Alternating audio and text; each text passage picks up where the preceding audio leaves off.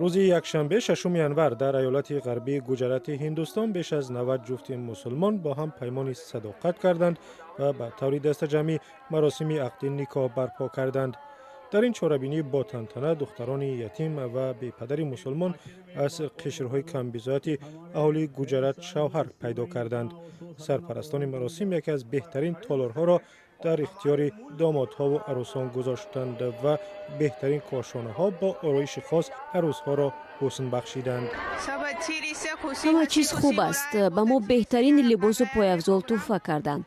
تشکیل کنندگان با احترام ما را به اویله های آینده گسیل نمودند. این خوشبختی است.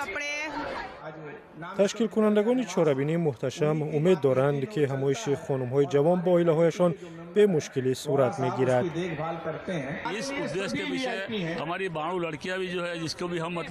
ما می‌خواهیم که این 92 دختر که تحصیلشان را هم سرپرستی می‌کنیم صرف نظر از آن که یتیم و بی‌پرستار هستند در جایهای خوب ازدواج نموده حیات آسوده داشته باشند.